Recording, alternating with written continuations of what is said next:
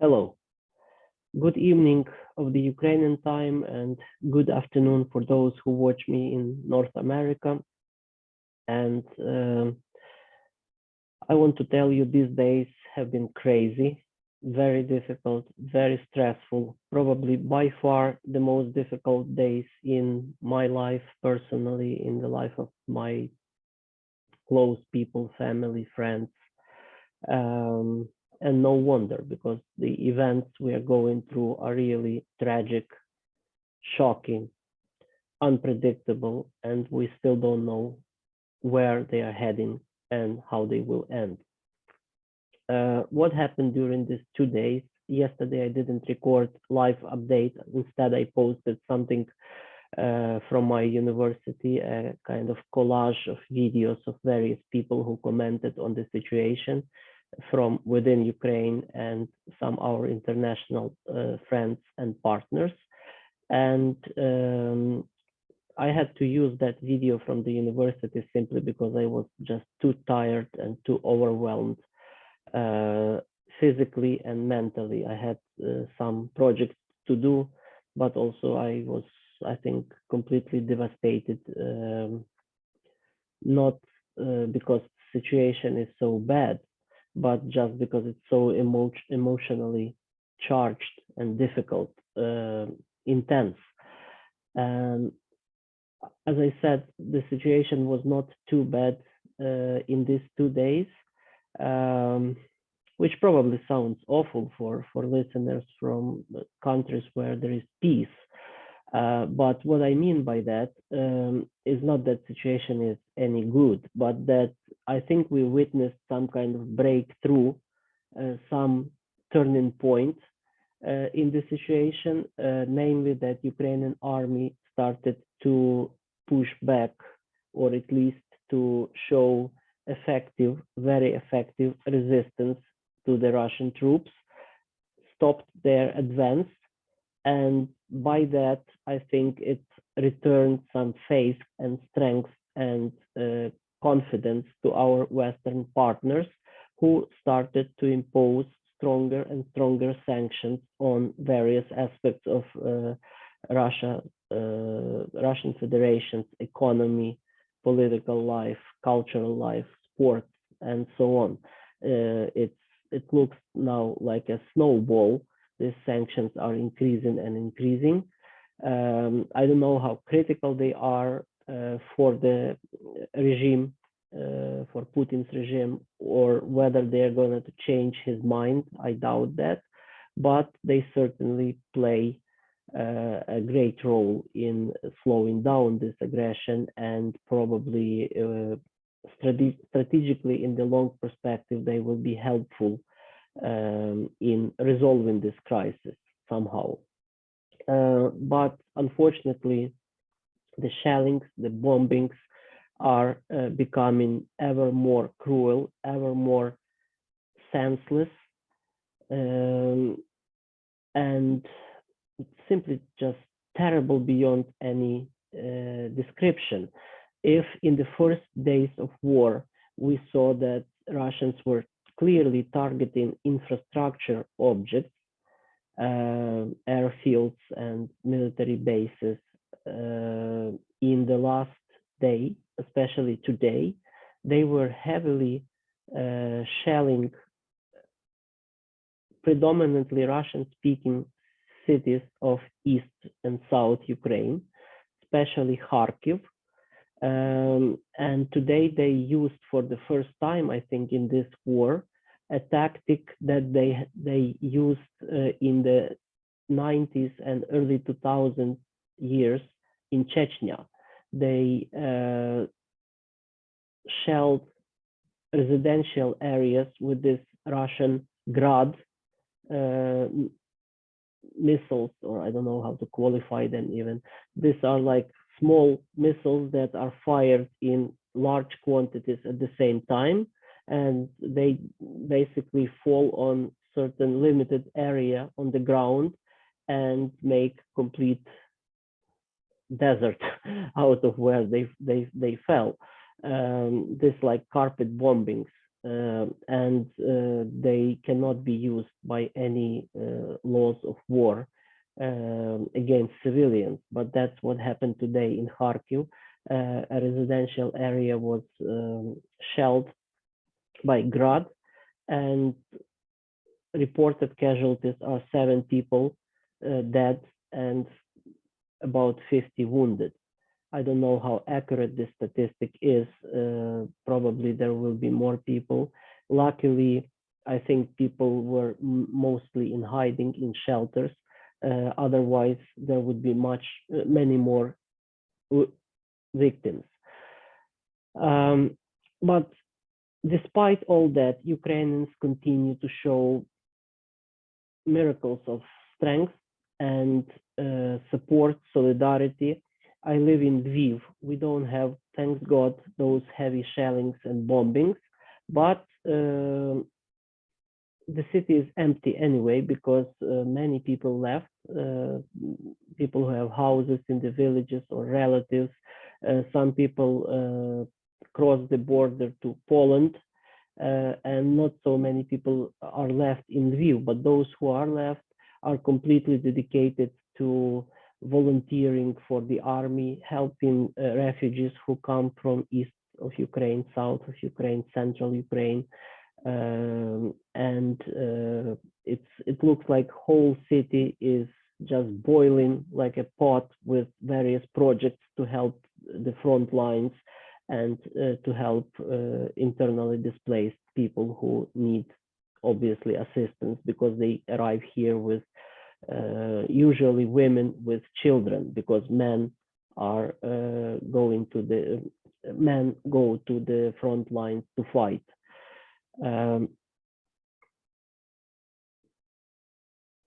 What else did I want to add about the situation?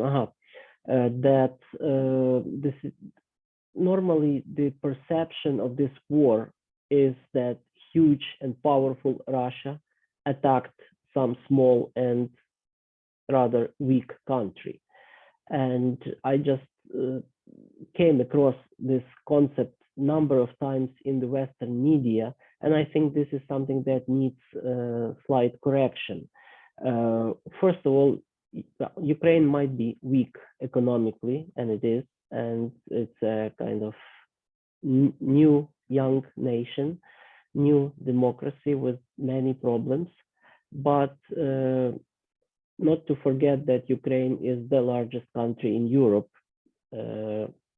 If we don't take into account Russia, we are larger than Germany or France or Spain. And so the territory is big, and the population of 40 million is just 3 times less than Russia.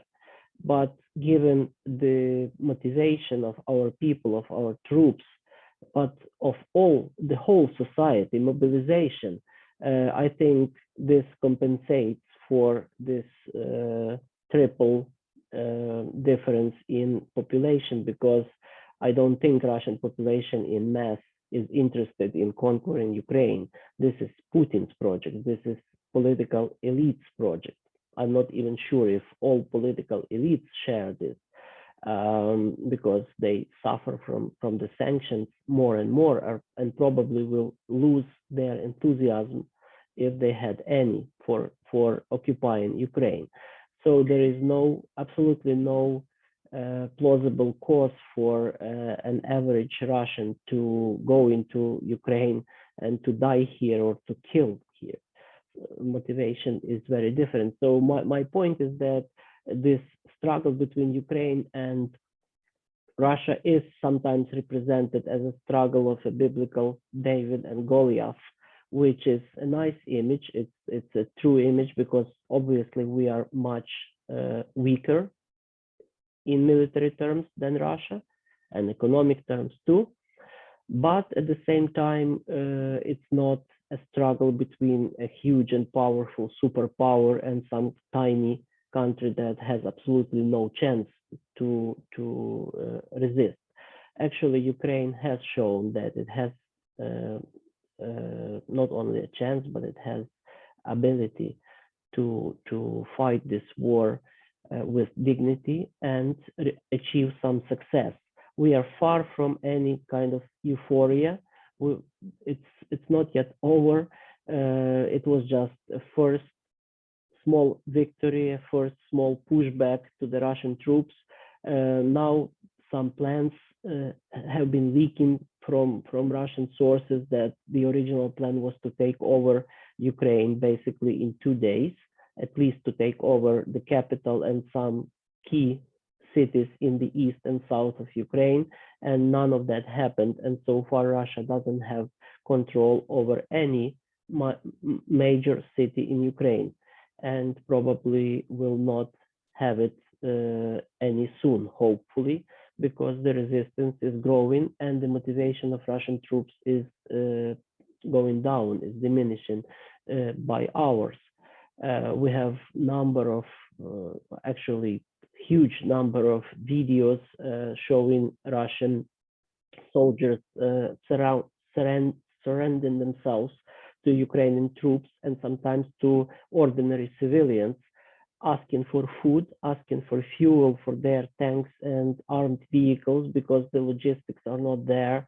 They are not given, provided proper maintenance, proper supplies by their organized army structures, and they have to go asking people or robbing stores, taking food for themselves and taking fuel for their vehicles. And they are obviously not very happy about that, and sometimes they just basically abandon the battlefield and flee. Also, the number of casualties is staggering. I mean, casualties among Russian troops.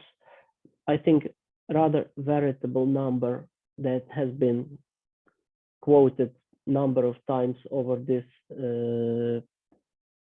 past 2 days, but mainly today, is that Russia has lost 5,000 plus soldiers and almost like 20 jets, many armored vehicles, tanks, and so on. You can find the statistics. I don't want to go into that, but the losses are just so high that nothing like that ever happened with Russian army after the World War II. Putin threatened with the use of nuclear weapons, as you probably heard. I don't know if this threat is to be taken seriously. Probably yes, because he's certainly not mentally stable, and he already has shown us that he will not spare anything to achieve his goals. But at the same time, we should not show, I think we should not show any signs of weakness, because weakness is exactly what he wants. He is used as a typical bully. He is used to people being afraid of him, and he feeds on that fear. He wants us to be afraid, and the harder he pushes, the more he thinks he will achieve what he wants. And what Ukrainian army and people has actually shown him and the world is that we have to resist to his push, and then he will be forced to draw back. On a different note, but closely connected to this, as you can see today behind, on my background, behind my back, I put this picture of Mary with lifted up hands from, this is a very important image from Hagia Sophia in Kyiv, from the Holy Wisdom Church in Kyiv, dating back to 11th century. It's a Byzantine mosaic, basically, of showing Mother of God praying to her son with her arms lifted and her palms stretched in the traditional gesture of prayer. And this image is traditionally considered in Ukraine as the mother protectress of Ukraine, the immovable wall. Mary of the immovable wall, someone who is like stronghold of Ukraine, protector of Ukraine, and she has been on our minds and in our hearts as such over those days. People are praying to her, especially because she is protectors of Ukraine, and but more specifically of Kyiv, the capital city where this cathedral of Holy Sophia, Holy Wisdom, is located. And as we are battling now for Kyiv, not to let Russian troops to take over our capital, this image is ever more meaningful in our prayers, in our minds, and it helps us to keep our hope and our morale high. Thank you very much for your support, for your donations to the cause of Ukrainian fight for independence, and for your attention to these videos. I fully understand these are just like ad hoc productions. I'm stumbling with my English because I'm tired. We sleep like 3 hours a night at best because of various factors, because of the sirens and the alarm systems, but also because of stress, and we wake up to pray sometimes and to think of what's going on and to read the most recent news, what's happening. So don't judge me too severely, and I hope you enjoy this information and can put it to some use. Please spread it. By the way, tomorrow I was invited absolutely unexpectedly to show up on the Fox News. I just got a call from their correspondent, and it will be tomorrow, 7:30 I think Eastern Standard Time in North America, which is 2:30 p.m. in Ukraine. So for those of you who want to watch this, please do so. Thank you very much, and pray for us and support us, and we hope for better.